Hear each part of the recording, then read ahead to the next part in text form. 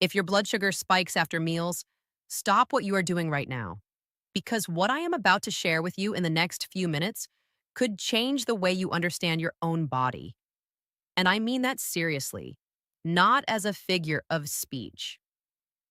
Most people who are struggling with blood sugar issues have no idea what is actually happening inside them.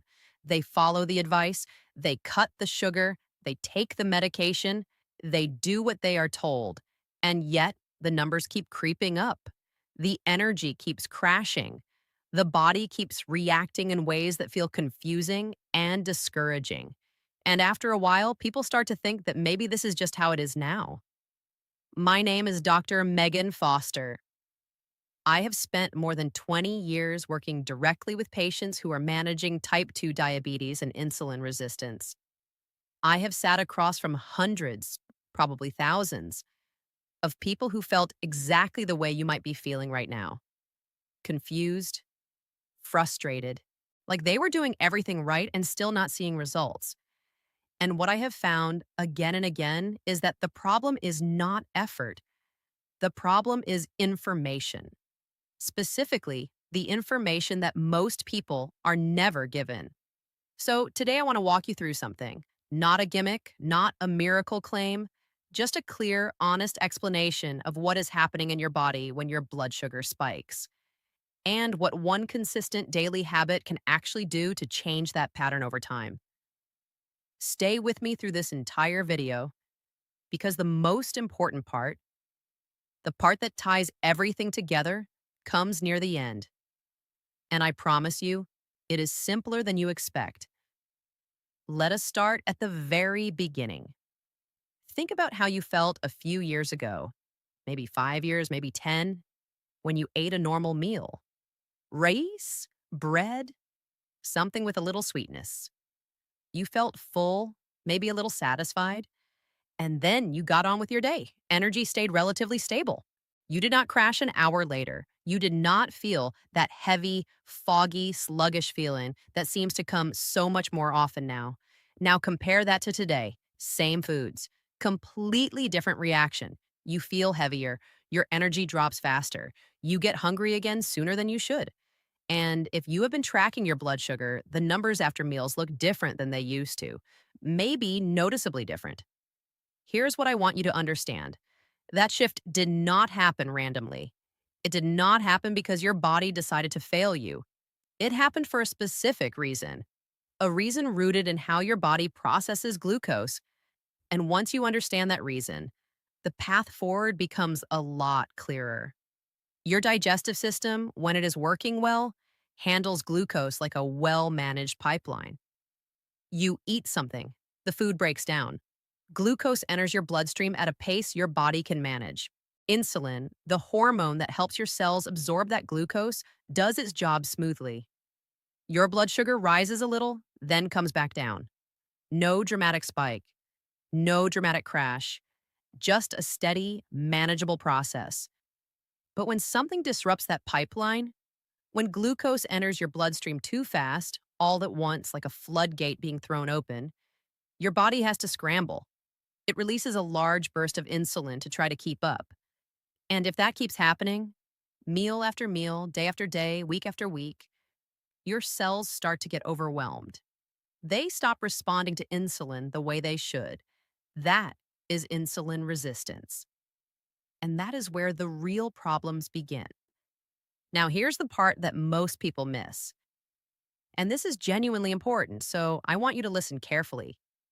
The speed at which glucose enters your bloodstream matters just as much as the amount of glucose you consume, maybe more. This is not something most doctors spend enough time explaining. We focus so much on the what you are eating, how many carbohydrates, how much sugar, that we forget to talk about the how. How fast is that glucose hitting your system? How quickly is your body being asked to respond?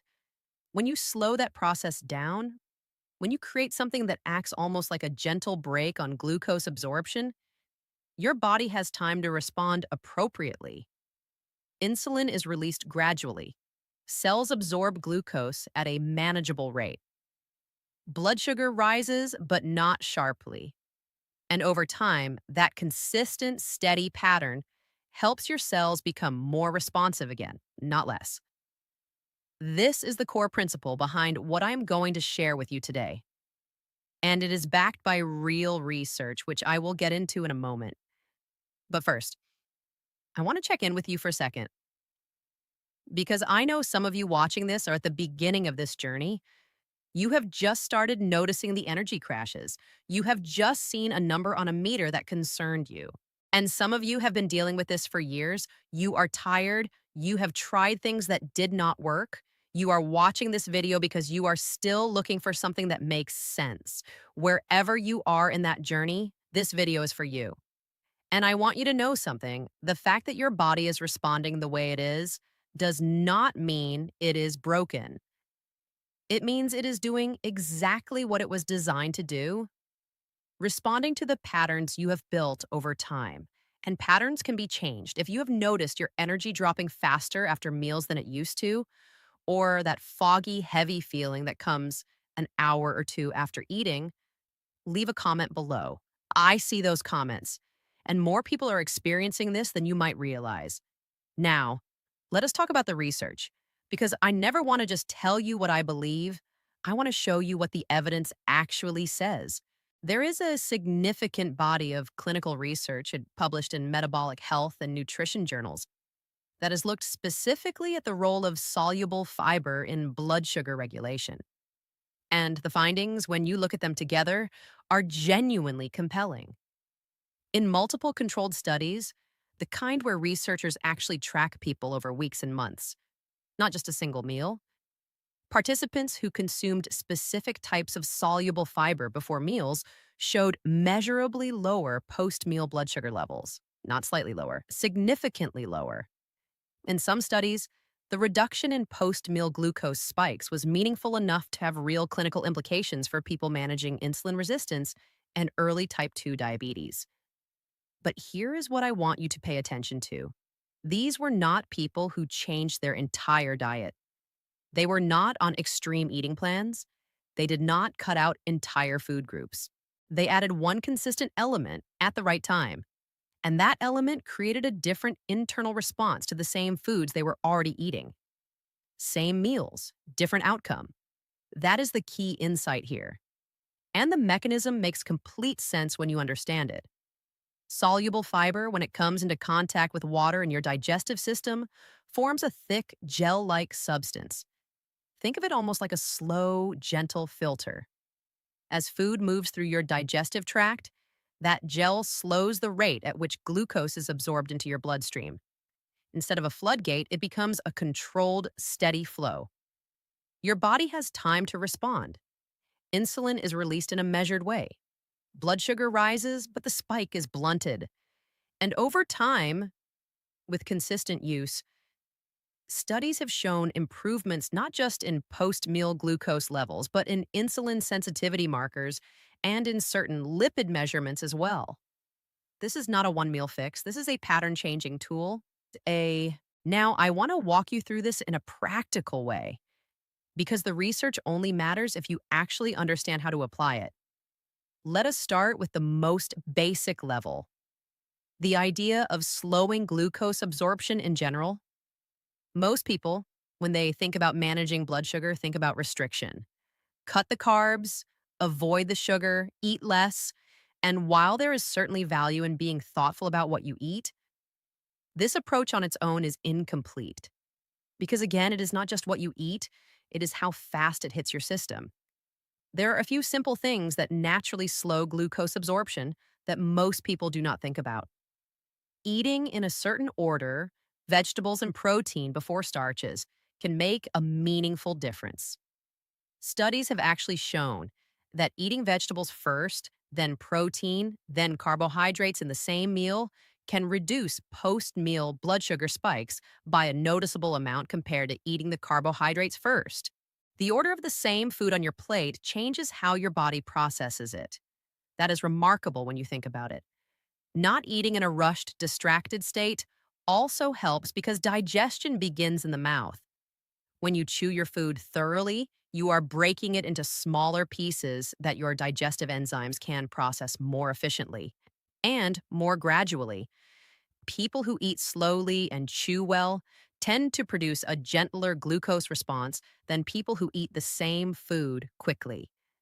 And choosing foods that have not been overprocessed, foods that still have their natural fiber content intact, makes a real difference because the fiber is doing that slowing work for you naturally. But here's the honest truth: most people cannot sustain dramatic dietary changes long term. Life happens. You travel, you eat with family, you are tired, and you grab something easy. And if your entire blood sugar strategy depends on perfect eating every single meal, it is going to fall apart. Ooh, that is not a personal failure. That is just human reality. That is why adding a consistent, simple daily habit, something that works alongside whatever you're already eating, is so much more sustainable than trying to rebuild your entire relationship with food from scratch. This brings us to soluble fiber specifically. Not all fiber is the same. You have probably heard that fiber is good for you, and it is, right? But there's a meaningful difference between insoluble fiber and soluble fiber. Insoluble fiber basically adds bulk and helps with digestive regularity. It is the kind found in things like wheat bran and the skins of vegetables. Soluble fiber, on the other hand, dissolves in water and creates that gel like effect I described. It is the kind found in oats, legumes, certain fruits, and seeds like fenugreek. Soluble fiber is the type that has the most direct impact on blood sugar regulation, and the timing of when you consume it matters more than most people realize. Research has looked at this carefully. When soluble fiber is consumed before a meal, not with the meal, not after the meal, but before, it has the greatest opportunity to set up that protective layer in your digestive tract before glucose starts arriving. It is already in position when the food shows up. The gel is already forming. The slowdown effect is already beginning. When you take soluble fiber randomly, sometimes before, sometimes during, sometimes hours after eating, you lose much of that benefit. The timing is the mechanism, and the mechanism is what creates the result. Now, I want to take a step back and talk about something that does not get discussed enough in conversations about blood sugar, and that is the role your liver plays in all of this, because most people think of blood sugar as a gut and pancreas issue. But the liver is one of the most important organs in the whole picture. Your liver is essentially a glucose warehouse. It stores glucose in a form called glycogen. Think of it like a reserve tank. And it releases that glucose into your bloodstream between meals to keep your energy stable. When you have not eaten in several hours, your liver is what is keeping your blood sugar from dropping too low. It is a critical balancing act. But here is where things get complicated. When insulin resistance develops, the liver can start to misbehave. Normally, when insulin is present, which it is after a meal, the liver gets the signal to stop releasing glucose. Insulin is like a stop signal. But when your cells are resistant to insulin, the liver sometimes keeps releasing glucose even when it should not be, which means your blood sugar is getting hit from two directions at once: glucose coming in from the food you just ate, and glucose being released from the liver on top of that. This is one of the reasons why some people with insulin resistance see high fasting blood sugar, even if they have not eaten anything unusual the night before. The liver released too much overnight. And this is why addressing insulin resistance is so important, because it is not just about what happens after meals. It affects the whole system, around the clock. The good news is that the same interventions that help reduce post-meal spikes, including soluble fiber and the daily habit I'm going to describe in detail shortly, also have downstream effects on liver glucose release over time. When insulin sensitivity improves, the liver starts receiving those stop signals more clearly. It releases less glucose when it should not. Fasting numbers improve, the whole system begins to recalibrate. This is why I always tell my patients, the goal is not just to manage individual meals, the goal is to improve the underlying responsiveness of the whole system. And that happens through consistent daily habits, not through perfection at any single moment. Now, I want to talk about something else that most people are not told: the relationship between blood sugar and sleep, because this is a connection that surprises almost everyone when they first hear it. Sleep deprivation, even 1 or 2 nights of poor sleep, directly impairs insulin sensitivity. Studies have shown that people who sleep fewer than 6 hours a night have measurably worse glucose metabolism than people who sleep 7 to 8 hours. Even people who are otherwise healthy show a significant reduction in insulin sensitivity after just a few nights of insufficient sleep. Why does this happen? A few reasons. First, when you are sleep deprived, your body produces more cortisol, the stress hormone. Cortisol raises blood sugar. It is part of the body's survival mechanism. It is trying to give you energy to deal with the perceived stress of being tired. But in a modern context where you are not actually running from danger, that cortisol driven blood sugar rise has nowhere to go. It just sits there, elevated, and your system has to deal with it.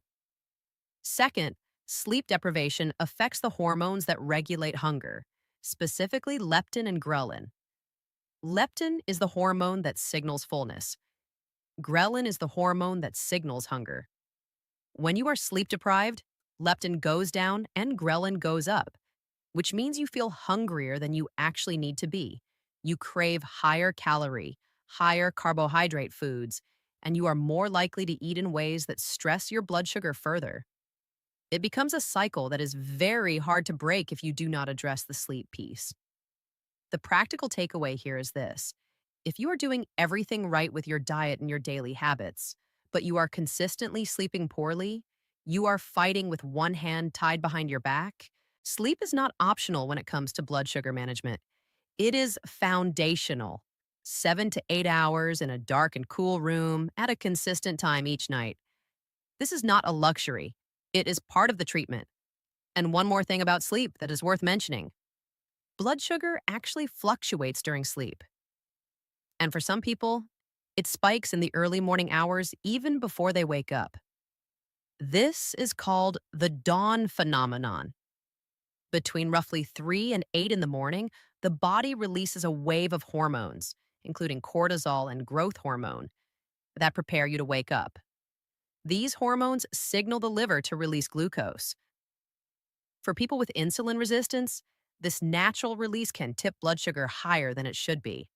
If your fasting blood sugar numbers are consistently elevated, even after a good night's sleep with careful evening eating, the dawn phenomenon might be part of what you are experiencing. It is worth discussing with your doctor. Now let us talk about stress. Because stress and blood sugar are connected in ways that most people fundamentally underestimate. When you experience stress, whether it is physical stress, like illness or injury, or emotional stress, like a difficult conversation or a busy, overwhelming day, your body activates what is sometimes called the fight or flight response. Your adrenal glands release adrenaline and cortisol. Your heart rate increases. Your muscles prepare to act. And as part of this response, your liver releases a burst of glucose into your bloodstream because your body is trying to give you immediate energy to respond to the perceived threat. This made perfect sense hundreds of thousands of years ago when stress meant running from a predator. The glucose gave your muscles the fuel they needed to run. But today, most of our stressors are not physical. They are mental and emotional. You are not running. You are sitting at your desk or lying in bed worrying or stuck in traffic. And so that glucose hits your bloodstream and it has nowhere to go. Your blood sugar spikes, not from food, from stress alone. I have had patients come in genuinely confused because their blood sugar numbers were elevated on days when they had eaten nothing unusual. But they had been under significant emotional stress.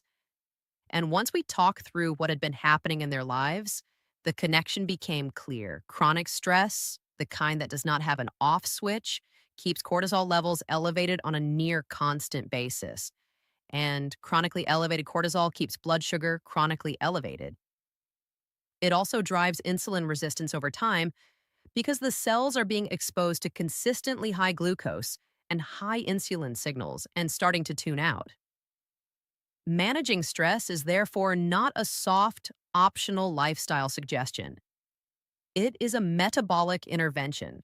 Even simple things, 10 minutes of slow, deliberate breathing per day, a brief walk in nature, a consistent morning routine that feels calm rather than rushed, have been shown to reduce cortisol levels and improve glucose metabolism over time. These are not small things, they are pieces of the same puzzle. Now, I have built up to this long enough. Let me give you the complete picture, the full practical explanation of the most powerful daily habit I recommend. The daily habit I'm talking about is fenugreek seed waters, consumed before meals, consistently, every day. Let me explain what fenugreek is, what it does, and why the how and when matter just as much as the what. Fenugreek is a plant. It has been used in traditional medicine systems for a very long time across South Asian, Middle Eastern, and African cultures, among others. But I'm not recommending it because it is traditional. I am recommending it because modern clinical research has looked at it carefully and the findings are worth taking seriously. Fenugreek seeds are exceptionally high in a specific type of soluble fiber. When those seeds are soaked in water overnight, the fiber and certain other beneficial compounds in the seeds begin to leach into the water. So, when you drink that water and optionally chew the soaked seeds themselves, you are delivering a meaningful dose of soluble fiber and those beneficial compounds directly into your digestive system before food arrives. What those compounds do, based on the clinical evidence, is this: they slow the rate at which glucose is absorbed from your small intestine into your bloodstream. They appear to support the way your cells respond to insulin, and they create that gel like protective layer that regulates glucose flow right from the start of digestion. Studies have shown that people who consumed fenugreek consistently in a pre meal format experienced meaningfully lower post meal glucose spikes. Some studies also noted improvements in fasting blood sugar levels over time. And several looked at lipid markers as well, specifically cholesterol and triglyceride levels, and found positive effects there too. This is not one study from one country done once. This is a body of evidence across different populations with consistent findings. That matters. That is the kind of signal worth paying attention to.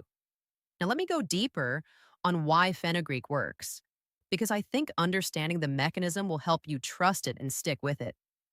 Fenugreek seeds contain compounds called galactomannins, which are the primary soluble fiber component responsible for that gel like effect. These galactomannins are particularly effective at slowing the digestion of starchy foods. When they are present in your digestive tract before a meal, they physically slow the breakdown of carbohydrates into glucose. The enzymes that normally convert starch to sugar have a harder time doing their job quickly when galactomannins are coating the digestive tract. So the glucose that does eventually form enters the bloodstream more gradually, giving your body the time it needs to respond appropriately. But fenugreek also contains a compound called 4-hydroxyacyleucine, an unusual amino acid that appears to have a direct effect on insulin secretion and insulin sensitivity in the cells themselves. Research on this compound suggests it may help your cells respond more effectively to the insulin that is already being produced, not just by slowing glucose absorption, but by actually improving the sensitivity of the insulin response at the cellular level. There are also certain saponins and natural plant compounds in fenugreek that have been studied for their potential anti inflammatory effects. And this matters more than it might seem at first. Chronic low grade inflammation, the kind that simmers quietly without obvious symptoms, is increasingly understood to be a major contributor to insulin resistance. When your cells are living in an inflamed environment, they become less receptive to insulin signals. Think of it like trying to have a conversation in a room full of background noise. The signal is being sent, but it is not being received clearly. Reducing that inflammatory background noise, even modestly, helps the insulin signal get through. I want to be honest with you about where the science stands. We understand the soluble fiber mechanism very well. It is well established and well replicated across many studies. The evidence for 4-hydroxysolacine is compelling and promising, but research is still ongoing. The anti inflammatory picture is supported by early evidence. So I am giving you what we know, not overstating it, not dismissing it. What we know with confidence is this: consistent use of fenugreek seed water before meals has been shown in multiple human clinical studies to reduce post meal blood sugar spikes and support better metabolic outcomes over time. That is the foundation. The additional mechanisms are context that makes the overall picture richer. Now, let me talk about something that I think is one of the most underappreciated aspects of blood sugar management, and that is the role of muscle.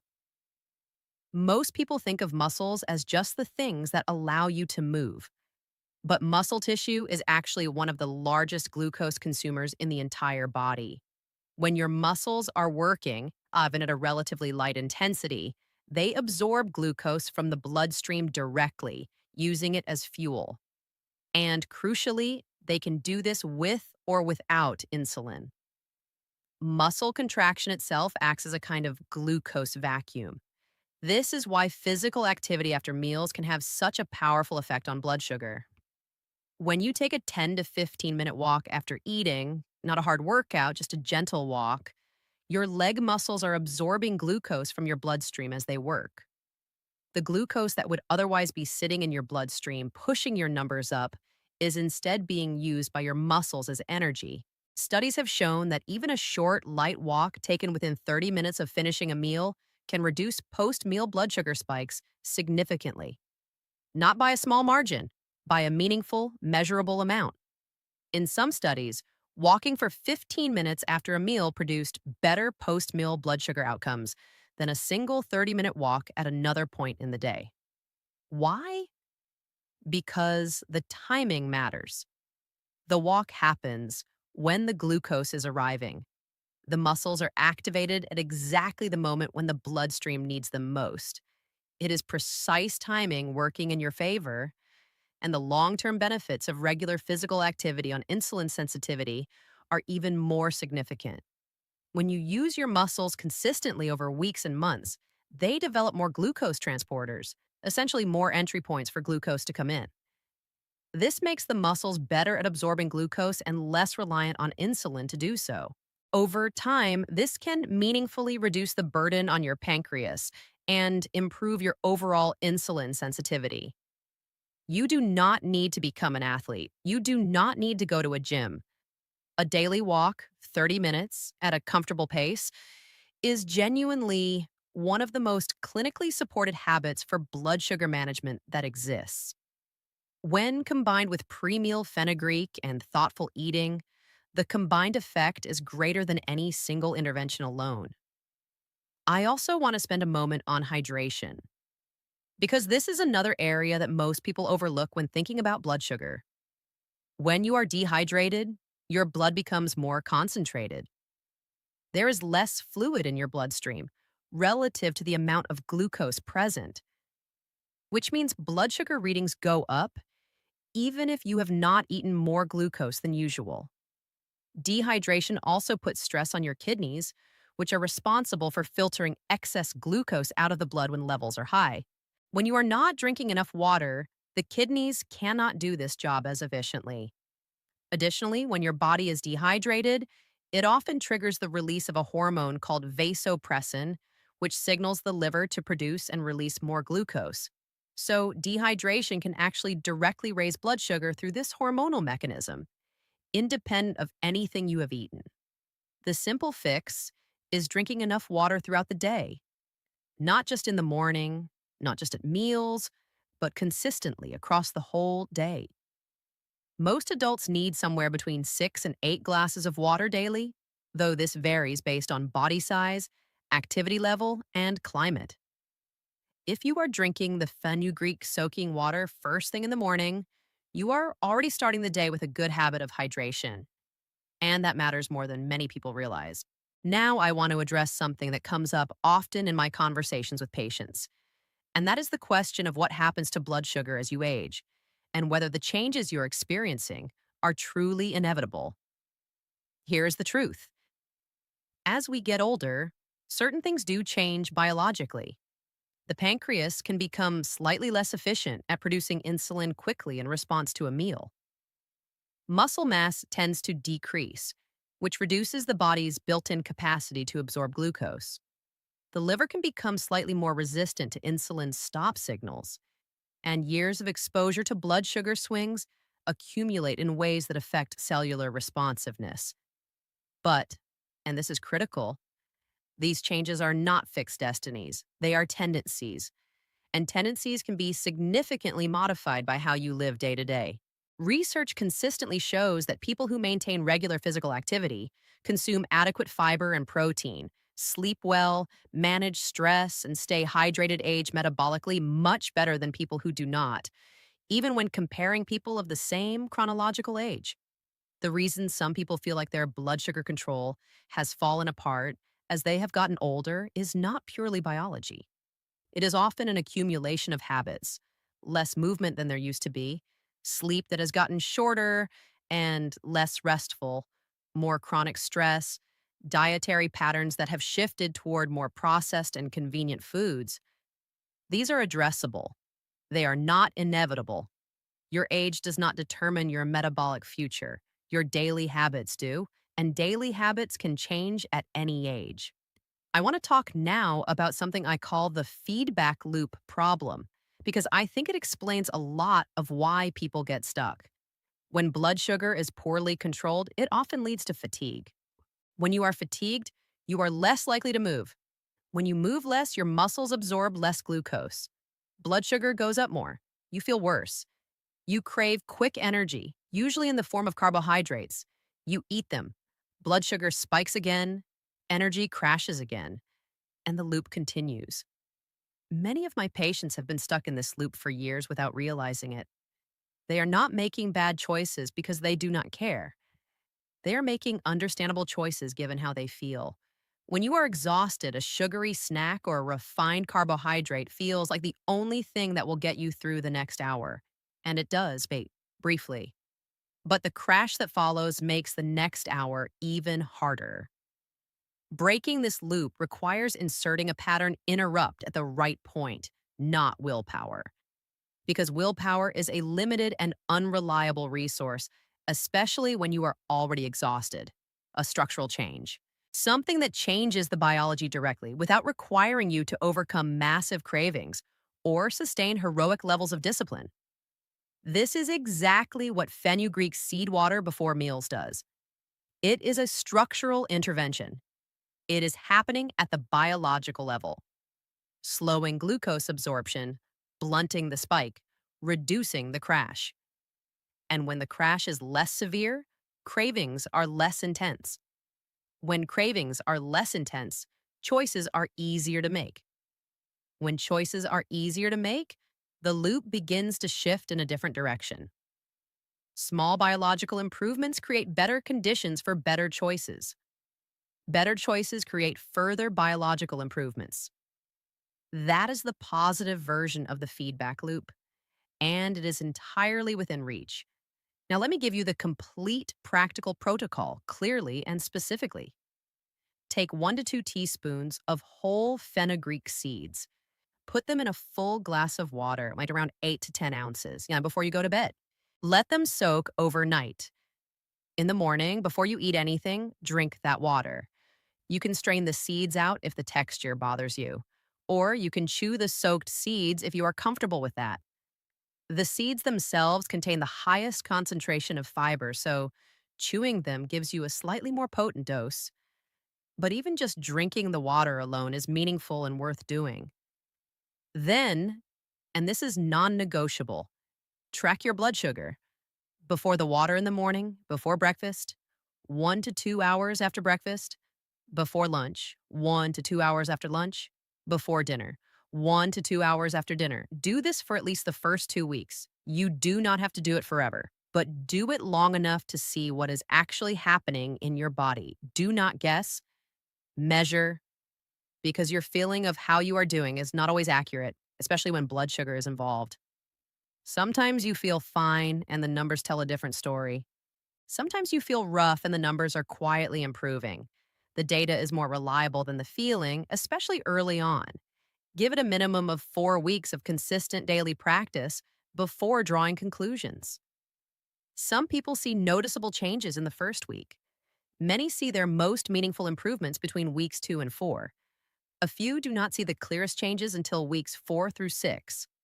Biological processes take time to shift. Patience is not optional, it is part of the protocol. Now, let me address some of the most common questions I receive about this. Is fenugreek safe for most people? Yes. At amounts of 1 to 2 teaspoons of seeds per day, the safety profile is very good. It has been consumed as a food and a remedy across many cultures for thousands of years. Some people experience mild digestive adjustment in the first few days, some bloating or loose stools, as they introduce more soluble fiber than their gut is used to. If that happens, start with half a teaspoon and work up gradually over a week or two. Let your gut adapt. Are there people who should check with their doctor first? Yes. If you are pregnant, fenugreek should be discussed with your doctor before use. If you take blood thinners, the same applies. Fenugreek may have mild blood thinning effects, and the combination needs monitoring. If you have a known allergy to plants in the legume family, like peanuts, chickpeas, that category, there is a possibility of cross reactivity. So checking first is wise. And of course, if you are managing any other significant health condition, a quick conversation with your doctor before adding any new daily habit is always the right approach. Can fenugreek interact with blood sugar medication? This is actually one of the most important things to understand, and it is a reason for optimism rather than fear. If fenugreek genuinely starts improving your blood sugar regulation, your existing medication may become more potent than your body now needs, which is a good problem. But it is one that requires careful monitoring and open communication with your doctor. If your numbers are improving significantly, bring that data to your next appointment. Do not adjust medication on your own, but absolutely have that conversation because your doctor can only help you if they know what is happening. What does fenugreek taste like? It has a distinctive taste, slightly bitter, with a faint maple like undertone. The soaking water is much milder than eating the raw seeds. Most people find it completely tolerable. If you find it challenging, you can add a squeeze of lemon to make it more pleasant, or dilute it with a little additional water. The key is to take it before eating, not to mix it into a large drink that you sip throughout the morning. Now, I want to come back to something I said much earlier, Anting. Because I think it is the most important thing in this entire video, and I want it to land with the weight it deserves. Your body is not failing you. It is responding to patterns. It is doing exactly what bodies are designed to do, adapting, compensating, and over time, reflecting the conditions it has been living in. The heaviness after meals is a signal. The energy crash is a signal. The numbers on your meter are signals. And signals are not sentences, they are information. And information can be acted on. I have watched patients make real, measurable progress without overhauling their entire lives, without giving up every food they enjoy, without becoming obsessive about every bite they take, by simply adding one consistent daily habit: the fenugreek water in the morning, combining it with a short walk after meals, prioritizing their sleep, and drinking more water throughout the day. 4 simple, non extreme, non heroic habits, compounding over weeks and months into a genuinely different metabolic picture. You are not past the point of change. I want to say that again because I know some of you need to hear it more than once. You are not too far gone. The research does not support that conclusion, and neither does my clinical experience. What the research consistently supports is this: the right inputs, applied consistently over time, create measurable improvements in how the body handles glucose. That is physiology. That is not a promise I am making up. It is what the data shows again and again. So here's your challenge. Starting tonight, not next week, not when things calm down tonight, take 1 to 2 teaspoons of fenugreek seeds, put them in a glass of water, and let them soak while you sleep. Tomorrow morning before breakfast, drink that water. Then eat your normal breakfast. Check your blood sugar before and 1 to 2 hours after. Write it down. Do it again the next day and the day after that. 7 days, 14 days. Track what your own body tells you. That is all I'm asking.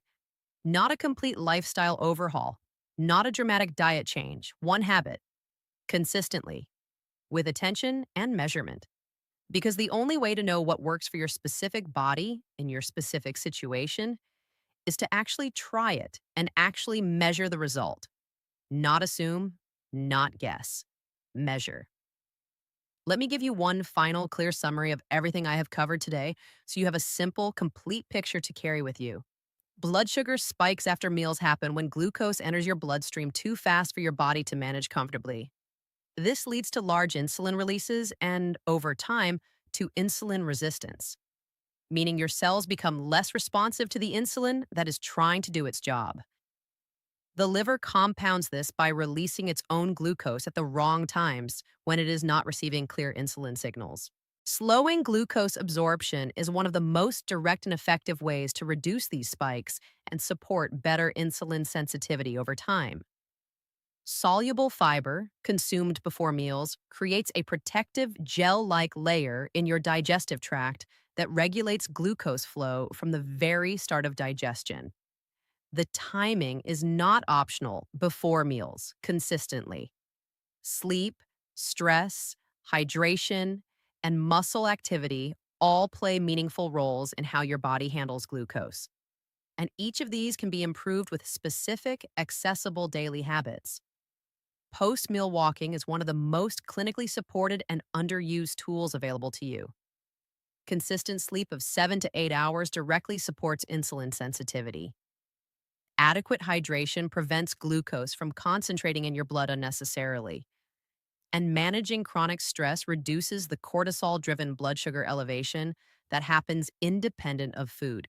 Fenugreek seeds are one of the richest natural sources of the specific soluble fiber that has been clinically studied for blood sugar support.